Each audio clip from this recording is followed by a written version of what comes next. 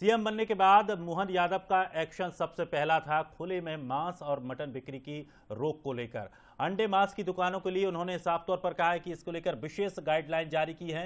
निर्देश के बाद से ही पुलिस अब एक्शन मोड में भी आ गई है। उज्जैन अशोकनगर में अंडे मांस की दुकानों पर कार्रवाई की गई है और अब कांग्रेस सीएम मोहन के फैसले का विरोध कर रही है। तो कांग्रेस लगातार मोहन यादव के इस पहले फैसले के विरोध में है, लेकिन पुलिस पूरी तरह से एक्शन में आ गई है, क्योंकि मुख्यमंत्री मोहन यादव ने सबसे पहला जो फैसला लिया था, उन्होंने साफ तौर पर कहा था कि खुले में अंडे और मांस की दुकानें ना लगाई जाएं, इनकी बिक्री पर रोक लगाई जाए। और उसके बाद से अब इस पूरे मामले पर कांग्रेस भी सामने आ गई है। कांग्रेस लगातार सीएम मोहन यादव के इस फैसले का विरोध कर रही है, तो वहीं पुलिस अब पूरी तरह से एक्शन में है। फूड सेफ्टी नियम लागू होने के बाद खुले में मांस या अंडे की दुकान चलाना, ये भारत सरकार ने भी इसमें दिशा निर्देश जारी किए हुए हैं। इस चीज को कड़ाई से लागू करने के लिए हमने कैबिनेट में इसके संबंध में तैयारी करने के लिए कहा है। और चूंकि इस दिशा में योग्य प्रकार से जन जागरण भी हो जाए और जिनको ये बिजनेस करना उनको उसके दायरे भी बता दिए जाए, कैसे करना है, क्या करना है, उनको भी इन सारी बातों के अवेयरनेस के साथ। लेकिन शासन के स्तर पर हमने निर्णय किया है कि ये चीज़ों को लेकर के जनता की सुरक्षा भी जरूरी है और जिनका व्यवसाय करना है या जिनको इसको खाद्य पदार्थ के उपयोग में लेना है, तो वो उनकी जान भी जोखिम में नहीं डालें।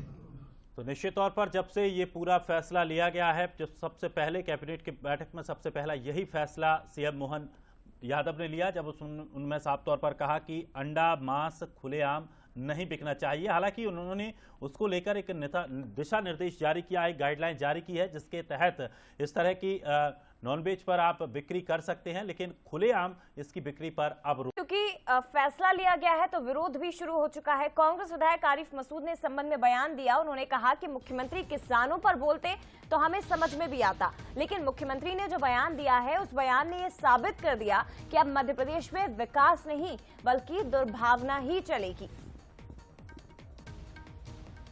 शपथ लेने के बाद दो बड़े फैसले किए। सबसे पहले मांस जो अंडा और मछली है वो खुले में बिक्री नहीं होगी। आरिफ मसूद हमारे साथ, उनसे बात करें। सर, क्या फैसला सरकार का जो है किस प्रकार की मंशा से लिया? ये केवल सरकार की भ्रम फैलाने वाली मंशा है। कोई अजूबा काम नहीं करा, नौजवानों पे नहीं करा, महंगाई पे नहीं करा, तो ऐसा कोई काम नहीं करा जिस पर हम लोग कोई अच्छी खुशी जाहिर करें।